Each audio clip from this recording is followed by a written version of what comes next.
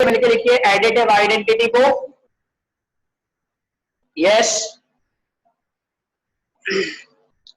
There exist a number, there exist a number, there exist a number 0 belongs to R, real 0 belongs to real number such that x plus 0 हो या 0 plus x हो, answer क्या निकलेगा x। 0 एक real number है, जब इस 0 additive identity में जब भी मैं किसी भी रियल नंबर पर 0 ऐड करूं या 0 में कोई भी रियल नंबर ऐड करूं तो मेरा आंसर क्या निकलेगा, x निकलेगा। the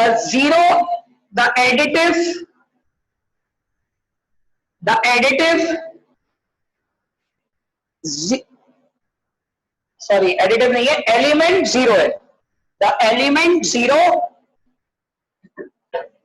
the element 0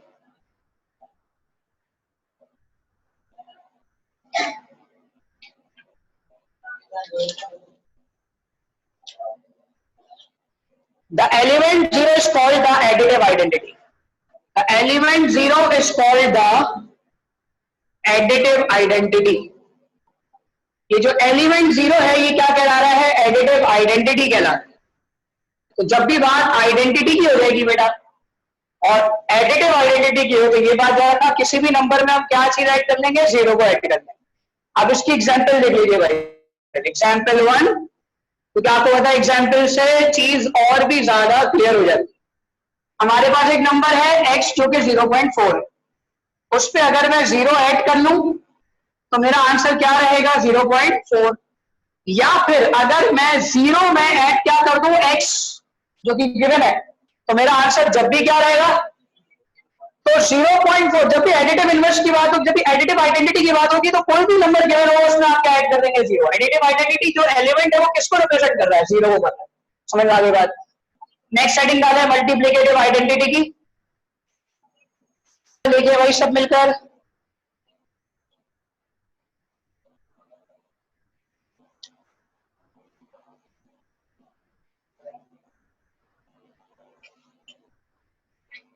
there exists a number 1 belongs to R। पहले क्या बिलोंग कर रहा था, 0, और मल्टीप्लिकेटिव में क्या बिलोंग करता है, 1 belongs to R, यानी रियल नंबर सच दैट। अब जरा देखिए x में अगर 1 मल्टीप्लाई हो या 1 से x मल्टीप्लाई हो, आंसर क्या निकलेगा, x। क्या निकलेगा, x। उसके बाद लिखे x belongs to real number, or the x belongs to real number, ठीक है। the number 1 is called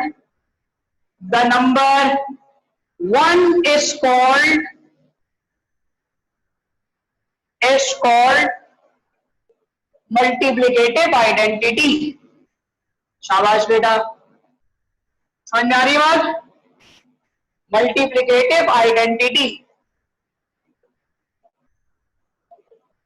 समझ में आ गया भाई। मल्टीप्लिकेटिव आइडेंटिटी क्या बताया मैंने आपको, इसमें कौन सा नंबर एग्जिस्ट करेगा रियल नंबर में, 1। मतलब x से हम 1 को मल्टीप्लाई क्यों करा रहे हैं, ऐड क्यों नहीं करा रहे, क्योंकि मल्टीप्लिकेटिव है। एडिटिव होता तो हमने यहाँ पर प्लस कराया, लेकिन प्लस कौन सा नंबर कराया, 0। देखो ये जो आइडेंटिटी प्रॉपर्टी है इसके अंदर आप देख रहे हो फाइनल आंसर क्या आ रहा है, x ही आ रहा है। तो भी x आ रहा था प्लस करने पर और मल्टीप्लाई करने पर भी यहाँ पर भी क्या आ रहा है, 1 ही आ रहा है। समझ में आ रही बात। चले अब हम जा रहे हैं एक और छोटी सी बात पर। जी बेटा, अब जो नेक्स्ट आपको यहाँ पर बोर्ड पे लिखा है वो लिखा है properties of equality of real numbers. अब हम किन की प्रॉपर्टीज लिखने जा रहे हैं, इक्वालिटी की प्रॉपर्टीज है, जिनके 3 नाम आपके ध्यान में याद रखिएगा, बोर्ड पे लिखना किसी ने भी नहीं है। रिफ्लेक्सिव प्रॉपर्टी, सिमेट्रिक प्रॉपर्टी और transitive property. Reflexive property, symmetric property, transitive property. Reflexive का वर्ड जब भी आ जाए बेटा तो उसका मतलब है जो x होगा, कोई भी रियल नंबर होगा, वो सेम है, वो बराबर है। जैसे अभी हम मैट्रिक के रियल नंबर्स को रेस्ट कह रहा हूं, रिलेशन पढ़कर आ रहे हैं फर्स्ट चैप्टर में।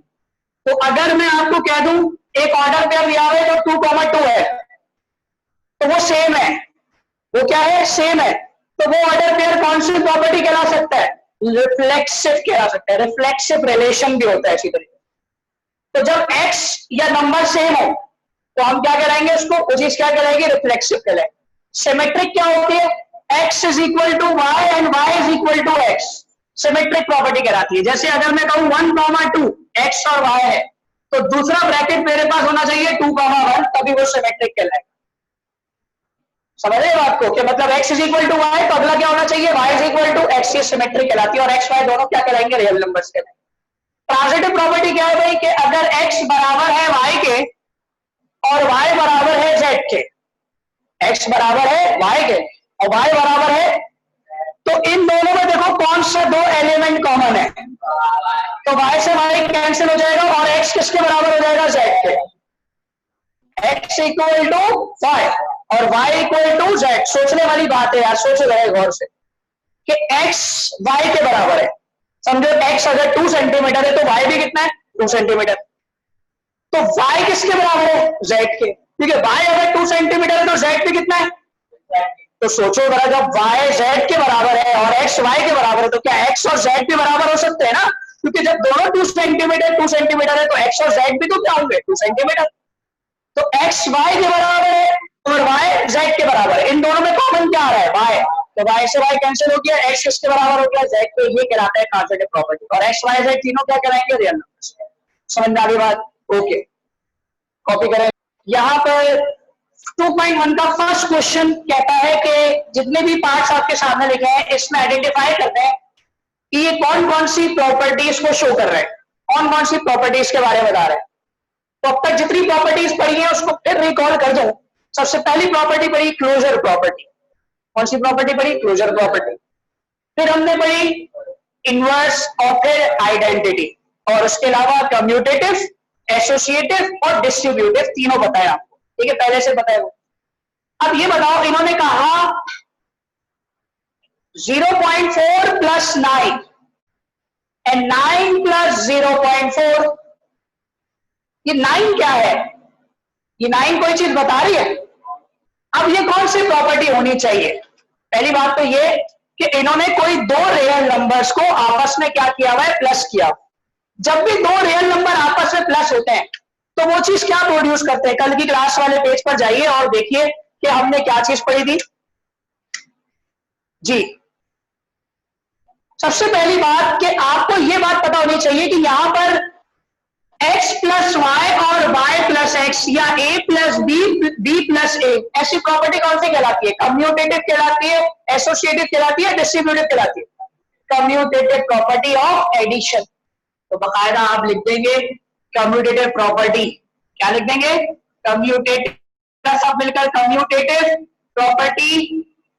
आपके पास जगह नहीं, आप लोग लिखे कम्यूटेटिव प्रॉपर्टी ऑफ एडिशन। आगे आ जाए यहाँ पर, ये कौन सी प्रॉपर्टी है? देखिए x plus 1 plus 2 upon 3। x plus 1 plus 2 upon 3, पहले ब्रैकेट x प्लस 1 के साथ है और फिर ब्रैकेट 1 प्लस 2 अंडर रूट 3 के साथ है। ये कौन सी प्रॉपर्टी कहलाएगी? Associative property. कौन सी प्रॉपर्टी कहलाएगी? एसोसिएटिव। शाबाश। एसोसिएटिव में देखो a plus B plus C या a b प्लस सी, तो कौन सी प्रॉपर्टी कहला रही है? Associative property of addition. यहां पर आ जाए 100 प्लस 0, आज पढ़िए, आज 1000 प्लस 0 इज इक्वल टू 1000। जब भी 0 किसी भी x में ऐड होगा तो वो x आंसर आएगा। यही प्रॉपर्टी अभी पढ़ी है। वो कौन सी प्रॉपर्टी थी? Additive identity. एडिटिव आइडेंटिटी बाकायदा आप क्या लिखोगे? Additive identity. कि एडिटिव में हमेशा हमने क्या बोला कि एडिटिव आइडेंटिटी में हम कोई भी रियल नंबर में क्या ऐड कर रहे होंगे? 0, तो हमारा आंसर वही रियल नंबर आएगा, यानी वही x आएगा। उसके बाद ये कल पढ़ा था 6.2 है, माइनस 6.2 ले आऊं, x हो माइनस x ले आऊं, क्या बन जाएगा? वो एडिटिव इनवर्स बन जाएगा। याद है आपको? अगर x होगा तो एडिटिव इनवर्स के लिए मैं क्या लिखूंगा? Minus x। तो बकायदा लिख दूंगा एडिटिव इनवर्स। इसका बताओ भाई, x multiply by y plus Z, तो एक्स वाई एक्स जेड और बीच में साइन क्या आ गया प्लस। ये कौन सी प्रॉपर्टी थी, डिस्ट्रीब्यूटिव प्रॉपर्टी। कौन सी है, डिस्ट्रीब्यूटिव प्रॉपर्टी, जिसमें मल्टीप्लीकेशन हो रहा है और अंदर क्या हो रहा है, एडिशन। तो मल्टीप्लीकेशन और फिर क्या आ रहा है, एडिशन आ रहा है। समझ में आ रही है बात, ठीक है। इसका बताओ, फाइनल रह गया, इसका बताओ ये कौन सी प्रॉपर्टी बता रहा है, कल पढ़िए इसको। मल्टीप्लीकेटिव इनवर्स, मल्टीप्लीकेटिव इनवर्स हो रही है, नीचे ले जाओ बस। मल्टीप्लीकेटिव इनवर्स कि अगर एक x है √5 तो इसका मल्टीप्लीकेटिव इनवर्स क्या होगा, 1/√5, और 5 से 5 क्या हो जाएगा, कैंसिल। तो मल्टीप्लीकेटिव इनवर्स का आंसर हमेशा क्या निकलेगा, तो ये वाली बात बेटा कल आपको इसलिए समझाई गई थी ताकि आप इस चीज को क्लियर कर लें। तो पहली वाली कौन सी है, कम्यूटेटिव प्रॉपर्टी ऑफ एडिशन। दूसरी वाली कौन सी है, एसोसिएटिव प्रॉपर्टी ऑफ एडिशन। तीसरी वाली कौन सी है, एडिटिव आइडेंटिटी। फिर क्या है, एडिटिव इनवर्स। ये क्या है, डिस्ट्रीब्यूटिव। और ये क्या है, मल्टीप्लीकेटिव इनवर्स। ये एडिटिव इनवर्स और ये मल्टीप्लीकेटिव इनवर्स। शाबाश बेटा, कॉपी करें, शाबाश।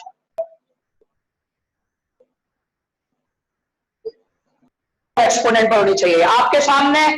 चैप्टर नंबर 2 में लॉज ऑफ एक्सपोनेंट आएंगे, चैप्टर नंबर 3 में क्योंकि वो लोगैरिथम पढ़ेंगे हम, लोगैरिथम्स के अंदर हम लॉज ऑफ लोगैरिथम्स पढ़ेंगे। लॉज ऑफ एक्सपोनेंट बहुत सिंपल है, आपने पढ़े हैं, सिर्फ कोई वाली बात है बेटा, वर्डिंग में आती है, बात आसान होती है। क्या लिखा हुआ है, law of product of a power. इसको मैं आपको उर्दू में लिखवा रहा हूं कि जब भी पावर्स मल्टीप्लाई हो रही हो और बेसिस मल्टीप्लाई हो रही हो, देखो पावर तो मल्टीप्लाई नहीं हो रही लेकिन बेस क्या हो रही है, मल्टीप्लाई हो रही है। बेस किसको कहते हैं, जिसके ऊपर पावर होती है, जिसके ऊपर पावर होती है वो क्या कहलाती है, बेस। बताओ बेस क्या है, ए। मैं बोलूं इस दीवारों की बेस क्या है, जमीन, ठीक है, ऐसी है। ये जो जमीन है ये क्या है, इसकी बेस है। तो बेस क्या है, ए। जब भी बेसिस मल्टीप्लाई हो रहे हो, जब भी बेसिस, सेम बेसिस, ए है, बी हो, सेम बेसिस मल्टीप्लाई हो रहे हो तो पावर्स प्लस हो जाती। एक दफा बेस लिखते हैं और पावर को क्या कर देते हैं, प्लस। ये कौन सा लॉ है, law of product of powers, जिसमें हमने क्या किया, basis multiply power add, basis multiply power add. इसको और आसान, ये वाला लॉ बिल्कुल इसकी तरह है। Law of question of power, अभी का law of product of power और अभी क्या है, question of power. Question of power क्या होगा भाई, क्वेश्चन ऑफ पावर कि यही सेम बेसिस पहले मल्टीप्लाई हो रही थी, अब क्या हो रही है, डिवाइड। जब भी सेम बेसिस डिवाइड होंगी तो पावर क्या होंगी, माइनस। देखो मल्टीप्लाई के लिए साइन कौन सी आती है, प्लस, और डिवाइड के लिए साइन कौन सी आती है, माइनस। ये पत्थर पे रखी बात है, इसको लिख लीजिए हमेशा। जब भी मल्टीप्लाई की बात आएगी हम किसकी बात करेंगे, ऐड की, और जब भी डिवाइड की बात आएगी हम किसकी बात करेंगे, माइनस। ये दो एक ऐसे लॉ है बेटा जो सबसे ज्यादा आपके इस्तेमाल होंगे पेपर के अंदर जो सवाल आते हैं कि बेसिस अगर मल्टीप्लाई तो पावर ऐड, बेसिस अगर डिवाइड तो पावर। ये लॉ याद करना है, लिखना चाहे लिख लें, उर्दू में लिखना चाहे उर्दू में लिख लें। Part 2, law of power of a product. ये था प्रोडक्ट ऑफ अ पावर और ये क्या है, पावर ऑफ अ। अब इसके अंदर क्या है कि बेस सेम नहीं है, ए है और दूसरा क्या है, ये दोनों मल्टीप्लाई हो रहे हैं, और पावर क्या है। तो अगर मैथ्स का रूल ये है, मैथमेटिशियंस क्या बात कहते हैं वो सुन लीजिए, जब भी ब्रैकेट के ऊपर पावर हो और बीच में वो मल्टीप्लाई हो रहे, प्लस नहीं, क्या हो रहे हो, मल्टीप्लाई। तो ये जो m होता है ये सेपरेट हो जाएगा दोनों के साथ, ये a के साथ भी लिख दिया जाएगा। और अब इसको आप ऐसे देखो, अगर मैं इसको प्लस लगाता बीच में तो मुझे यह सेपरेट किया है मैंने कभी नहीं, यहां पर मैंने फॉर्मूला बोला है a प्लस बी का होल स्क्वायर। लेकिन जब बीच में किसका साइन आ जाए और पावर लगी हो तो इसका मतलब है a के ऊपर स्क्वायर और b के ऊपर भी। समझ में आ गई बात। इसी तरीके से इसकी एग्जांपल भी देख लो, अगर मैं a की पावर 7 लिख दूं और a की पावर 2 लिख दूं, मल्टीप्लाई हो रहा है, सॉरी, a की पावर 7 और a की पावर 2, बेसिस मल्टीप्लाई पावर। और अगर होल पावर हो तो वो पावर क्या हो जाएगी, सेपरेट हो जाएगी। होल पावर होगी तो क्या हो जाएगा, सेपरेट। शर्त ये कि बीच में साइन कौन सा होना चाहिए, अगर प्लस होगा तो फिर तो फॉर्मूला लग जाएगा, फिर तो फॉर्मूला हो जाएगा। अब इस पर आओ, law of power of a power, power के ऊपर वाली पावर, n के ऊपर n, a की पावर m है और ब्रैकेट के ऊपर पावर क्या है, एन। तो कहा जाता है बेटा जब इस तरह पावर के ऊपर पावर आ जाए, पावर ऑफ पावर आ जाए, तो एम और एन आपस में क्या हो जाएंगे, मल्टीप्लाई। इसकी भी एग्जाम्पल ले रहे हैं, इसकी भी एग्जाम्पल ले रहे हैं। जब मैं 2 की पावर 3 लिखूं और उसके ऊपर 2 लिख दूं, 3 2 आपस में क्या हो जाएंगे, मल्टीप्लाई हो जाएंगे। 3 2 था तो 2 की पावर 6 हो जाएगी। बच्चे अक्सर गलती क्या करते हैं, वो 3 को स्क्वायर कर देते हैं, 3 3 9, वो गलत है। देखो इन्होंने क्या कहा, इस लॉ के मुताबिक ये पता चला पावर ऑफ पावर आ जाए और बीच में ब्रैकेट लगा हुआ हो, तो अंदर वाली पावर और बाहर वाली पावर पावर के रूल से सॉल्व नहीं होगी, बल्कि वो आपस में क्या होंगी, प्रोडक्ट हो जाएंगी, मल्टीप्लाई हो जाएगी। तो 3 2 6, 2 की पावर 6 यहाँ पर आइए, आपको लॉ ऑफ क्वेश्चन 1 मिनट से कम का टाइम है, इसमें देख लीजिए। अब जिस तरह का ये पावर रूल है वैसे ये पावर रूल है कि a अपॉन b की पावर होल पावर है, तो इसको सेपरेट कर देंगे, a की पावर m और b की पावर m, जैसे यहां सेपरेट किया। और a की पावर 0, ये बात आपने अभी पढ़ी थी कुछ दिनों पहले, a की पावर 0 या किसी भी नंबर की पावर 0 आ जाए, वो चीज क्या कहलाती है, 1 कहलाती है। बात समझ में आ गई बेटा। तो आज की क्लास थी लॉज ऑफ एक्सपोनेंट की, इंशाल्लाह नेक्स्ट क्लास होगी जब भी मंडे को, तो हम 2.2 को स्टार्ट करेंगे। ठीक है बेटा।